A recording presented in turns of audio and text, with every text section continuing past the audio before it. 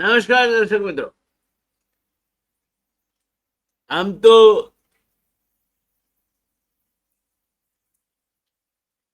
કુંતી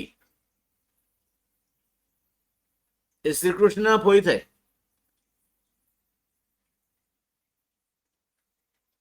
વસુદેવના મોટા બેન થાય.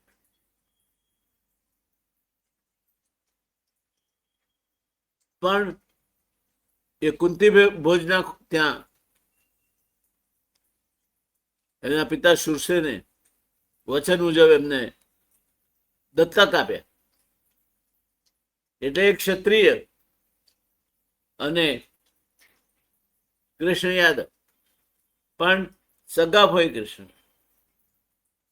આ એક સંબંધના નાતે અર્જુન કૃષ્ણના ફોઈનો દીકરો ભાઈ થાય. આ પહેલો સંબંધ. અર્જુન અને કૃષ્ણ પહેલો સંબંધ કયો? તો અર્જુન કૃષ્ણના ફોઈ કુંતીનો દીકરો ભાઈ, એ જ પાંડવો. બીજો સંબંધ પરમ સખા, ગોઠિયો, મિત્ર. અને હવે એ બનવાનો છે અર્જુનનો બનેવી પર.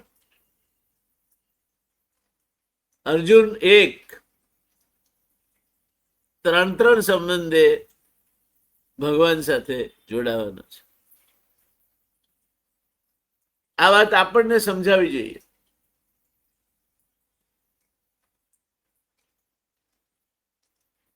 કે ઈશ્વર સાથે જોડાવો, શ્રી કૃષ્ણ સાથે જોડાવો અનેક નિમિત્તે હોઈ શકે. જોડાવું અગત્યનું છે. કયા માર્ગે જોડાવ છો તે અગત્યનું નથી.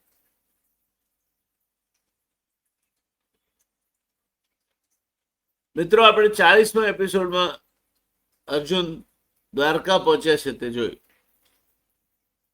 આ શ્રી કૃષ્ણનું આયોજન હતું બધું. રૈવતક પર્વત પરનો ઉત્સવ,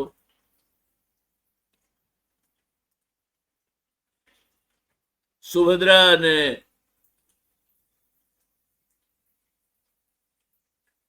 અર્જુનની પ્રથમ મુલાકાત, બંનેનું એકબીજાથી પ્રભાવિત થવું. શ્રી કૃષ્ણ સમજી ગયા કે આ માત્ર આકર્ષણ નથી, ભાગ્યનો નિર્ણય છે. હવે એક જ પ્રશ્ન બાકી હતો, આ લગ્ન શક્ય કઈ રીતે બનશે? કારણ કે કોઈ કાળે બલરામ માણે નહીં. બલરામને તો સુભદ્રાનું લગ્ન દુર્યોધન સાથે કરવું હતું, કારણ કે દુર્યોધન એમનો પ્રિય શિષ્ય હતો. એટલે પહેલો જ તમારે અવરોધ બલરામજી તરફથી આવે.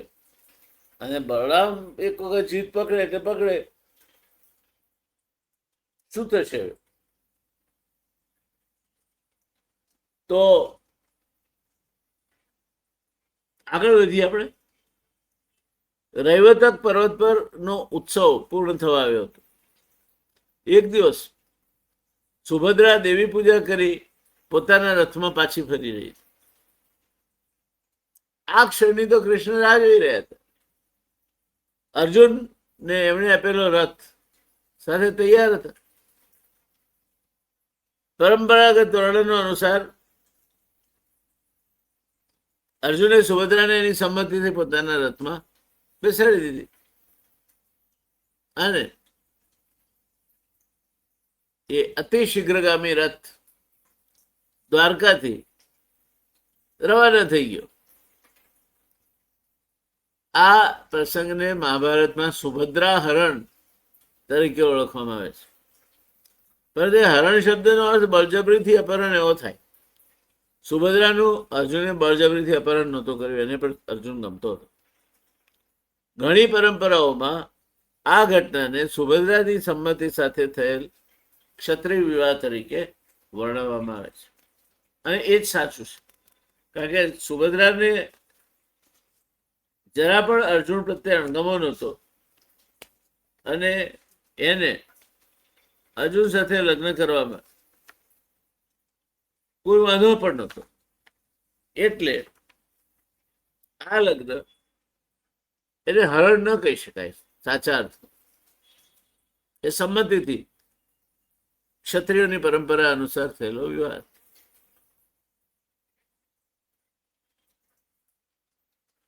કૃષ્ણએ થોડી વાર જવા દીધી, કારણ કે માનતા હતા કે એકવાર જરા થોડું દૂર નીકળી જાય નહીં તો પાછા આ તો યાદવ હશે, ધમાલ મોટી થશે. એટલે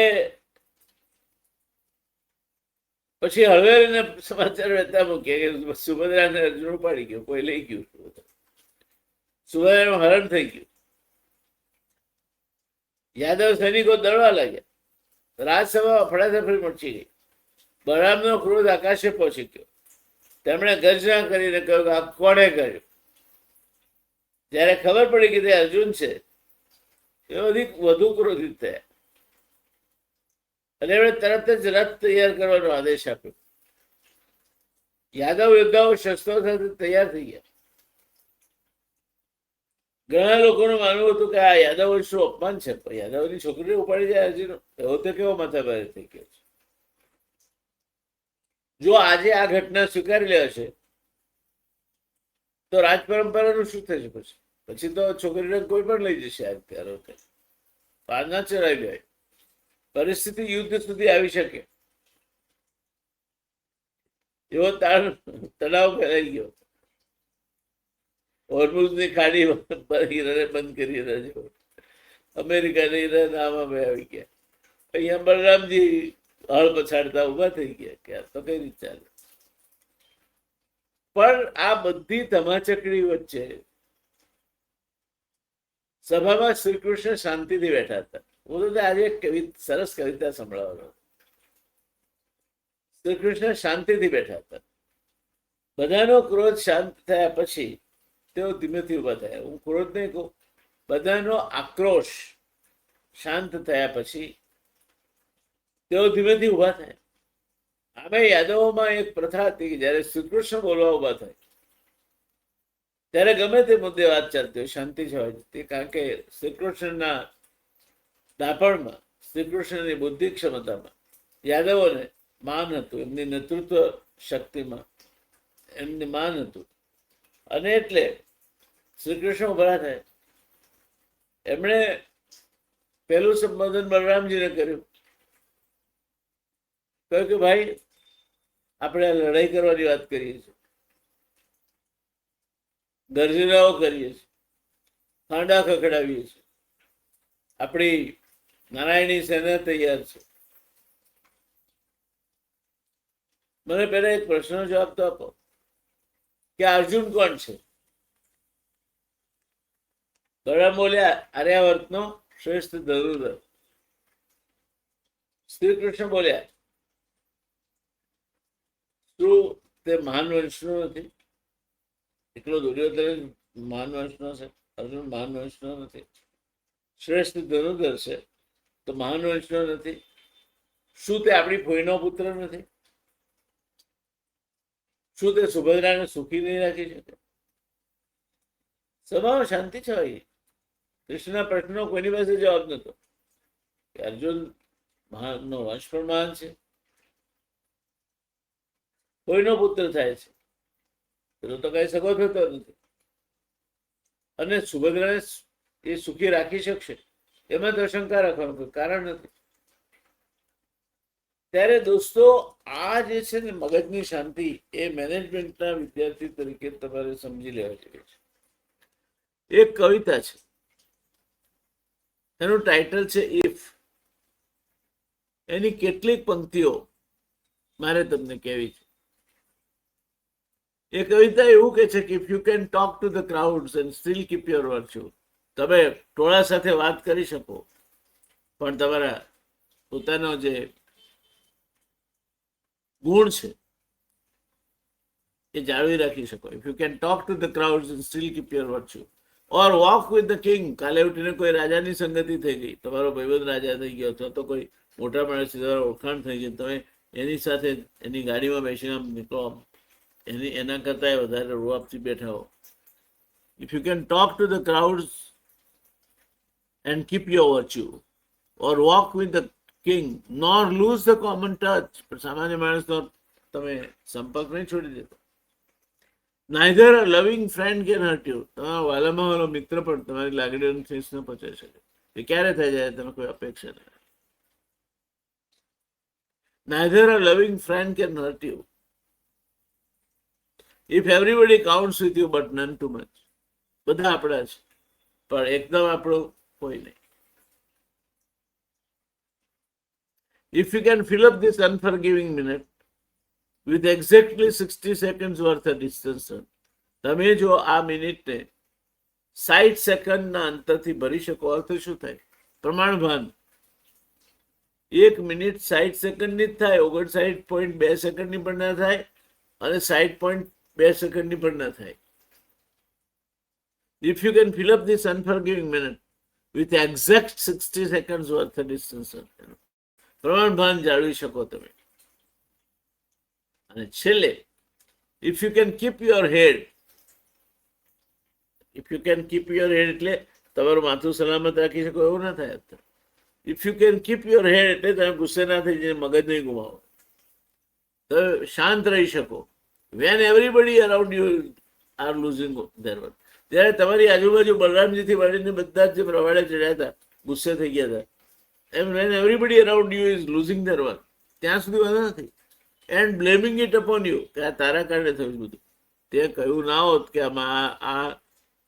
આ બસ કંપનીના ટ્રાવેલમાં આપણે જઈએ તો હેરાન જ ના થયા. બસ કંપની જ બોગસ છે, અમે પહેલાથી કહેતા.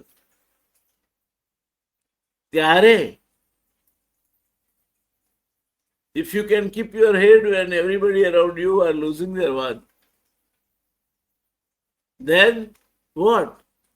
All that's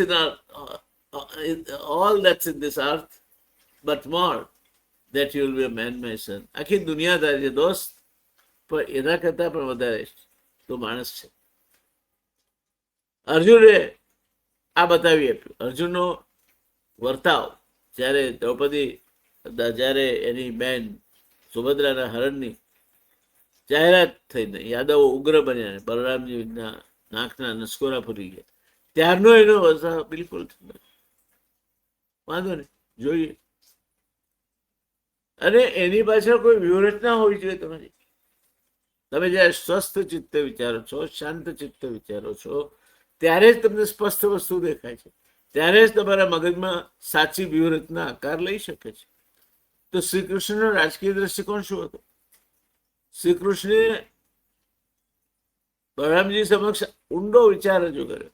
તેમણે કહ્યું, વિચાર કરો, એક બાજુ દુર્યોધન છે, બીજી બાજુ અર્જુન છે. સુભદ્રાના જીવન માટે કયો નિર્ણય યોગ્ય છે?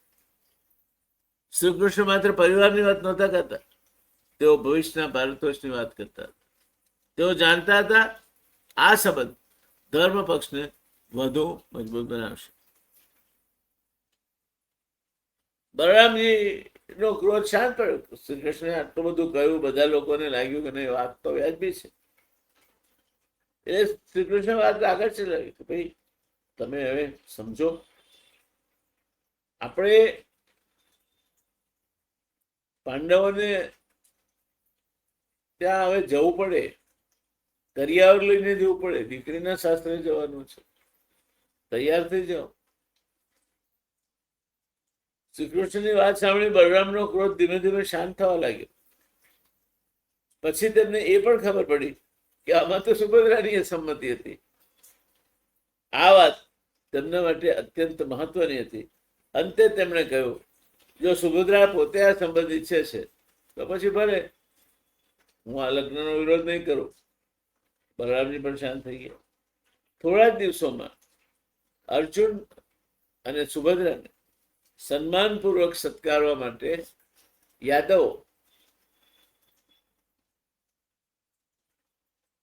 ગયા અને વળતા દ્વારકામાં વિધિપૂર્વક એમને બોલાવવામાં આવ્યા. અર્જુનની જાન આવી હોય તે રીતે વિધિપૂર્વક લગ્ન પ્રસંગ યોજાયો. વસુદેવ અને દેવકીના આશીર્વાદ મળ્યા. બલરામે પણ પ્રેમથી અર્જુનને સ્વીકાર્યો. શ્રી કૃષ્ણના ચહેરા પર અદ્ભુત સંતોષ હતો. એક રાજકીય સંઘર્ષ એક સુંદર પારિવારિક સંબંધમાં પરિવર્તિત થઈ ગયો. અભિમન્યુ નો જન્મ હવે થાય છે. અર્જુન અને સુભદ્રા નું દાંપત્ય જીવન શરૂ થાય છે. આજે હું નહીં કહું, પણ અર્જુન જ્યારે સુભદ્રાને લઈને પહોંચે છે, એના એ વખતે સમય એનો જે વનવાસનો છે 12 વર્ષનો, એ પણ પૂરો થઈ રહ્યો છે. અને બધાને મળતા મળતા મળતા પછી દ્રૌપદીને મળવા જાય છે. અને દ્રૌપદી જે અર્જુનની લતા લે છે તો અદ્ભુત છે. પણ આજે વાત નથી કરવી. અર્જુનને આજે હવે લગ્ન કર્યા છે, સુભદ્રા સાથે ફેરા ફર્યો છે, મંગળ ગાન ગવાયા છે, ત્યાં આપણે આજે વાત નહીં કરીએ. પણ આ અર્જુનભાઈ જ્યારે સુભદ્રાનું હરણ કરીને લઈ ગયા અને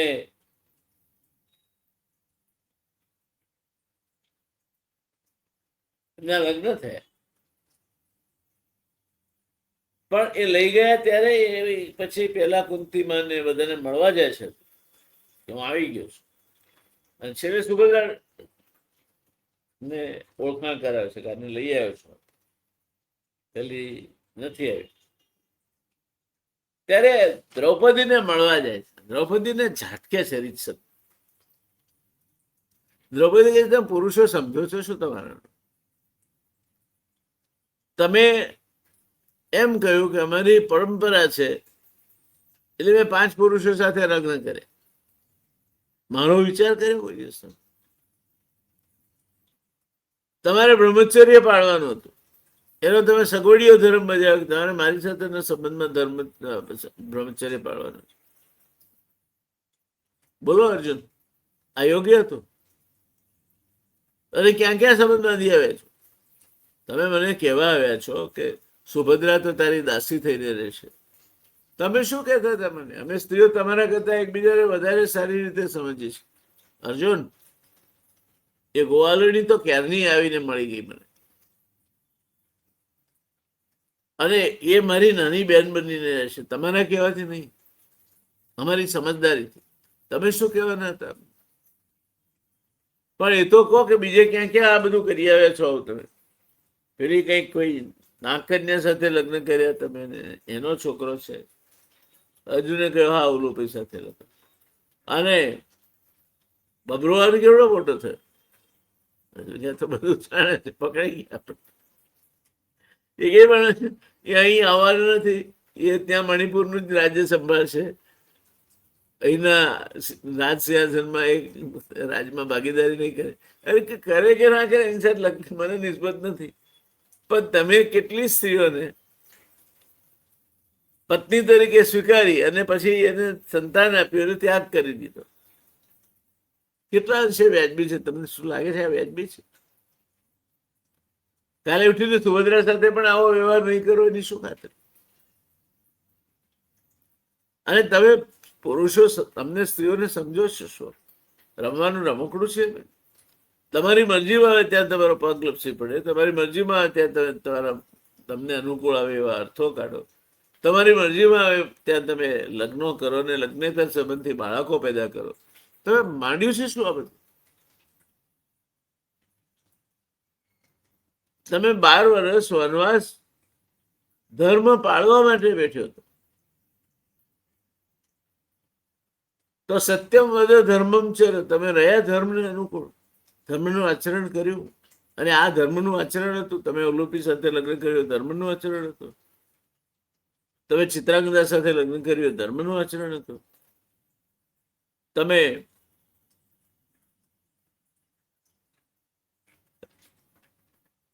સુભદ્રાને હરણ કરીને લઈ આવ્યા અને હવે કહો છો કે મારી દાસી બનીને છે. શું આ ધર્મનું આચરણ છે? સમજો છો શું તમે? પહેલા મને 5 પુરુષની પત્ની બનાવી હતી અને ત્યાર પછી આ બધા નાટકો કરો છો. ભીમ હિડમ્બા સાથે લગ્ન કરે, એને પાછું પુત્ર થાય. એટલે અમે તો કઈ રમવાને રમકડા છીએ શું છો?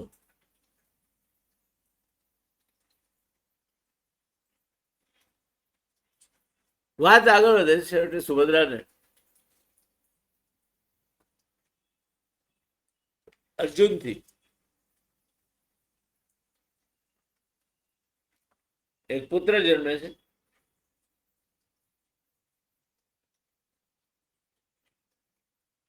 એવું કહેવાય છે કે સુભદ્રા જયારે ગર્ભવતી હતી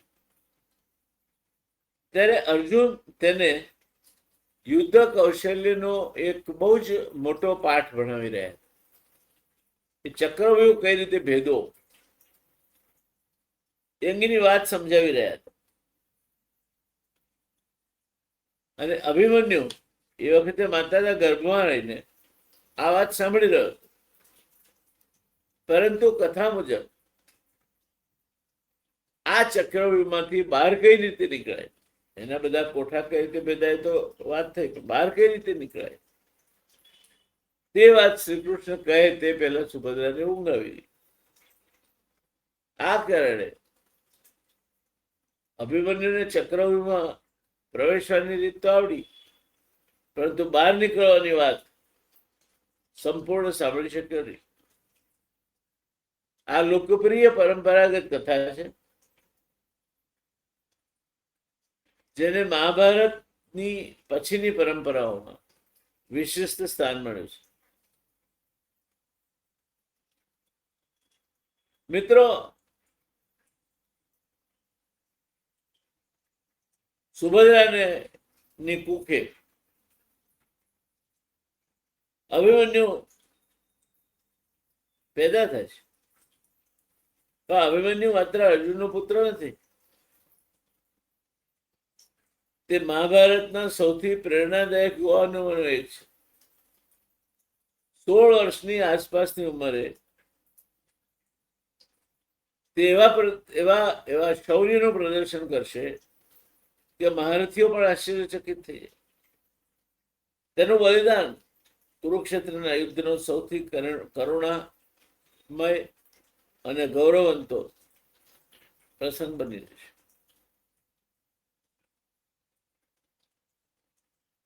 દોસ્તો, અર્જુન અને સુભદ્રાના લગ્ન માત્ર પ્રેમ કથા નથી. આ સંબંધમાં 3 તત્વો એક સાથે જોવા મળે છે: પ્રેમ, પરિવાર અને રાજકારણ. અને સ્ટ્રેટેજિક એલાયન્સ કહો છો તમે મેનેજમેન્ટની ભાષામાં. મહાન નેતૃત્વ ત્યાં જ સફળ થાય છે જ્યાં આ પ્રકારના વ્યૂહાત્મક તત્વો વચ્ચે સંતુલન જળવાઈ રહે. શ્રી કૃષ્ણ બળનો ઉપયોગ નહીં કર્યો. તેમણે યાદવોને સમજાવવામાં યોગ્ય સમયે યોગ્ય સંવાદ અને યોગ્ય સમજણ વિકસાવવાનું કામ કર્યું. દોસ્તો, કોઈ પણ વિવાદમાં તમે જો સંપર્ક ગુમાવો છો તો બધું જ ગુમાવો છો. કારણ કે સંપર્ક થાય એટલે એક બીજી વ્યક્તિ વિશેની સમજ ઊભી થાય. સમજ ઊભી થાય એટલે સંબંધ ઊભો થાય. સંબંધ ઊભો થાય એટલે શૌર્ય ઊભું થાય, તાકાત ઊભી થાય. અને તાકાત ઊભી થાય તમે વિજય મેળવો. આ સ્ટ્રેટેજિક એલાયન્સના ફાયદા છે. બિઝનેસ મેનેજમેન્ટની કોઈ પણ થિયરી આ પ્રકારના સ્ટ્રેટેજિક એલાયન્સને સ્વીકારે છે. ઉલટાના આપણને આ પ્રસંગોથી 2 અમૂલ્ય પાઠ મળે છે. પ્રથમ, great conflicts are often resolved through dialogue and not force. જે મજૂર મહાજનની સ્થાપનામાં મહાત્માજીએ જે સલાહ આપી હતી કે માલિક અને મજૂર વચ્ચે સંવાદ રહેવો જોઈએ. છતાં પણ વિવાદ ઉભો થાય તો એક મિલ બંધ રાખવી, હડતાલ પર જવું, તોડફોડ કરવી, એ રીતે નહીં. એ વિવાદનો ઉપયોગ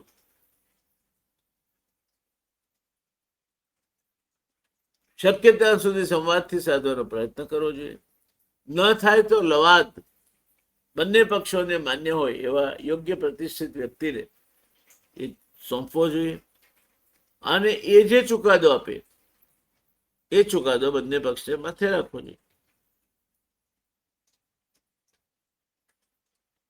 બીજું, strong alliances are built on trust, not convenience. Arjun અને યાદવ કુળનો સંબંધ માત્ર લગ્નથી નહીં પણ પરસ્પરના વિશ્વાસથી અને એકબીજા માટેની ના અહોભાવને કારણે મજબૂત બન્યો. દોસ્તો, મહાભારત હવે એક અત્યંત નિર્ણાયક તબક્કામાં પ્રવેશી રહ્યું છે. ઇન્દ્રપ્રસ્થ ઝડપથી સમૃદ્ધ કેવી રીતે બન્યું? ખાંડવોનું દહન શા માટે કરવું પડ્યું? અગ્નિદેવ શ્રીકૃષ્ણ અર્જુન પાસે મદદ માંગવા શા માટે આવે છે? માયદાનો કોણ હતો અને તે પાંડવો માટે એવી અદ્ભુત મય સભા કેવી રીતે બનાવશે, જે જોઈને દુર્યોધનની ઈચ્છા ચરમસીમાએ પહોંચી જાય. અહીંથી મહાભારતનો રાજકીય સંઘર્ષ દોસ્તો નવી દિશામાં આગળ વધશે.